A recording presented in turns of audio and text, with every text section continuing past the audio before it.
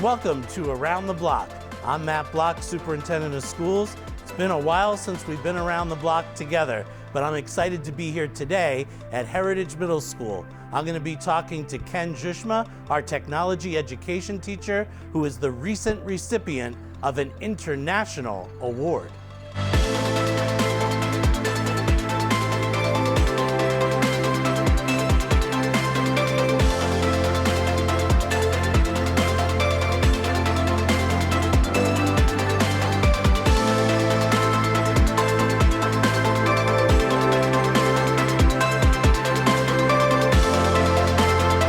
Mr. Zushma is a great teacher because he's really calm, chill, and he teaches a really fun, hands-on, exciting course.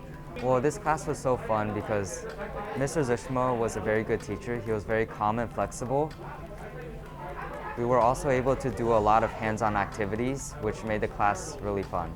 He's very supportive. He's a really chill and funny teacher, and I feel like anyone who's going to have him next cycle will love him. He's a very understanding teacher, and I feel like he takes his time with all the students that he has.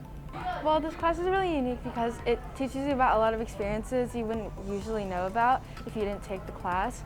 Like, I would probably never would have experienced being able to build and test a bridge and other stuff like engineering and planning. And it's a really fun class. Mr. Zushma is a really fun teacher and he helps out a lot. This was just a recent bridge we did where we made a bridge out of balsa wood and tested it out. We were measuring the weight load of the bridge, and I think this one was able to hold 40 pounds.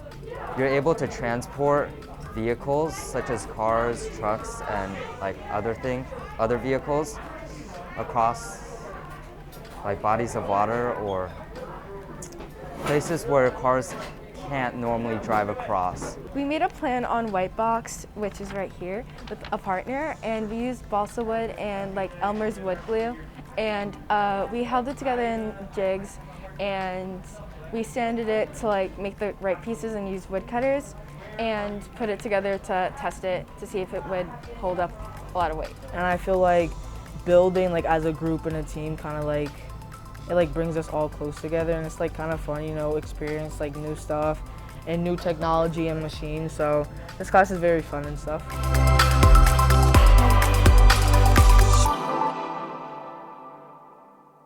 All right, well, Ken, thanks for having us in your classroom today. It's great to be here with you. Thanks for being here, Dr. Block.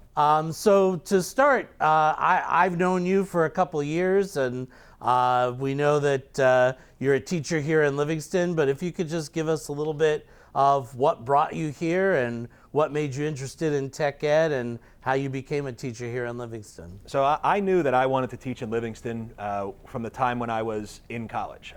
My supervisor in Livingston was my college professor, Jim Novotny.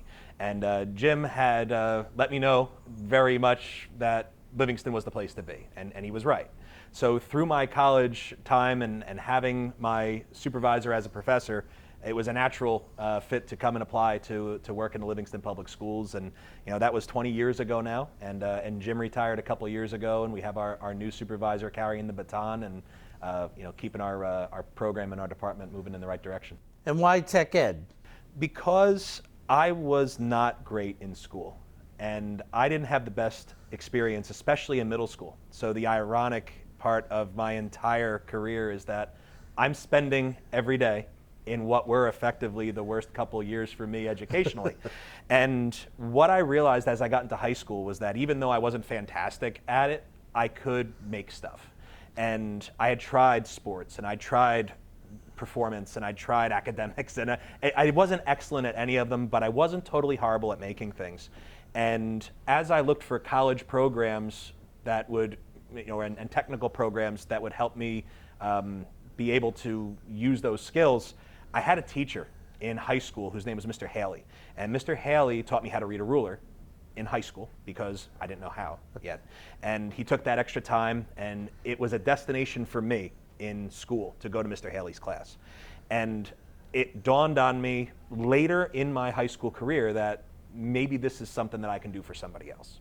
So at that time, I did not have enough academic credits to get into a four-year institution, and I took some night classes at the county college and got into Kane University, and I studied there for industrial arts and tech ed. I stayed there for my ed leadership administrative certificate and master's degree, and then worked with NASA's Endeavor Fellowship and Columbia Teachers College for a master's in STEM curriculum and instruction. So I went from school's really not for me to like 12 years of higher education, and now staying here every day, trying to just be that part of the day that might take that kid that was like me and give them that destination. That's great. And I know, I mean, you've been instrumental in building the program here at Heritage into what it is now. So think about maybe when you first came in, how has the program changed and evolved from when you first arrived in Livingston to now? The program, when I first arrived, it was pointed in the right direction, you know, and the pieces were there, and we just needed to take the steps forward. And the most valuable thing I think that we have in Livingston is just this ability to be able to say yes to different ideas, and you know, we're gonna explore these STEM concepts, or we're gonna explore, you know, 3D printing, or we're gonna bring certain things into the classroom, a different style of learning, and being able to do these things and not be encumbered by, well, no, that's not the way we've done things in the past, helped our department 6 to 12. You know, being able to move toward 21st century skills and actually being able to apply what kids know from their content-based classes in a way where they can actually create a tangible artifact. A lot of people think as tech ed and it is about building things, but a lot of people think of it simply as shop or woodworking, but there are a lot of 21st century skills that come out of the class. You talked about those skills. What are the skills you see your students developing in your class? So I call them, and it's not just my terminology, but I call them soft skills, right? So the ability to work with somebody else, you know, the ability to be able to develop the grit to solve a problem. Like, all right, this didn't work, so we're going to try this without fear of, well, now what happens? This failed. You know, failing is part of our process, you know? So it's like, it's a very, you know, an inventor like Thomas Edison would say, I haven't failed, I've found 10,000 ways that won't work.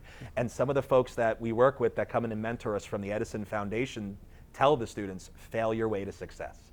So being able to develop not only the ability to fail, but the ability to work with each other, communicate. You know, this is my idea, and this is how I'm going to have you understand it, whether it's verbally, on paper, through modeling. Those are the types of skills that transcend all disciplines. So it's not just about necessarily I'm making this product, but it's what I did. It was the journey, you know, to be able to make and present this product and have other people appreciate it. That's great. Now, we're here to talk also about, you were recently recognized with an award from the International Technology and Engineering Educators Association, ITEEA. Could you tell me a little bit about the award and how it came to be? So ITEEA is our International Association for Technology and Engineering Educators, and quite honestly, their Distinguished Technology Educator Award is one of the highest honors that they offer. Normally you have to apply for the award.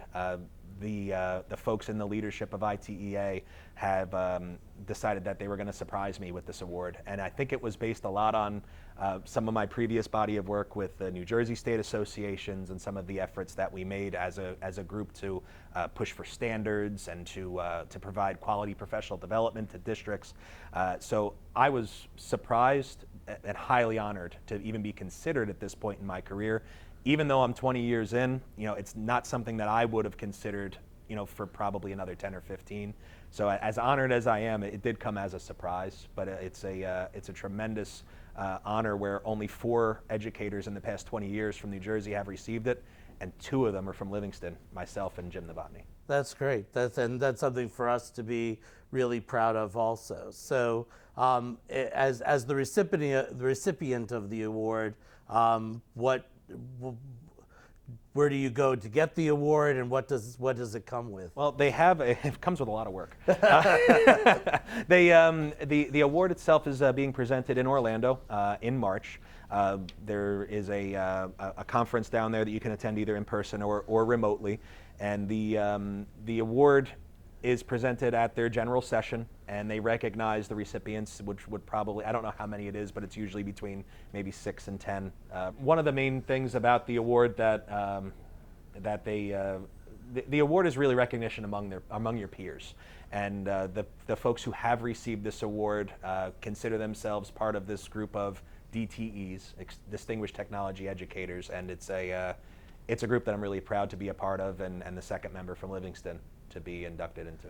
And it's even more impressive that it's an international award. As I looked it up, one of the recipients last year was from Australia. So it's not just in the United States, but it's around the world. And the other thing that I like about that is the fact that the group of DTEs is very diverse. So some of these folks are administrators, some of them are university professors, and here I am at Heritage Middle School here in Livingston, but still able to influence what some of the conversation is on an international level.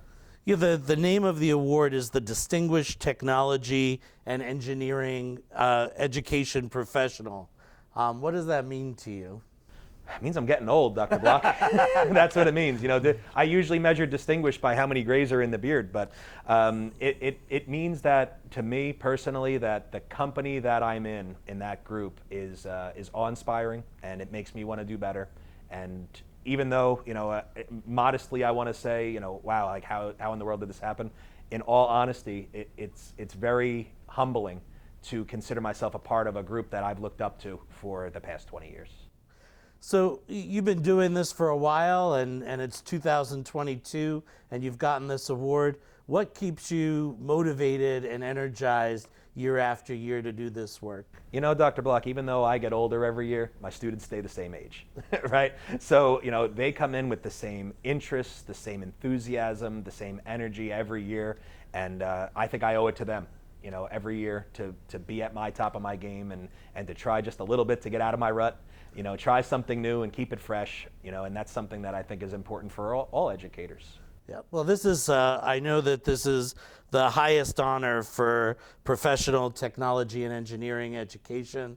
And we've always known that you've done great things here at Heritage, and I think it's really fitting that it's been now recognized internationally. And while we're not surprised at that recognition, it's really a wonderful tribute to you and well-deserved.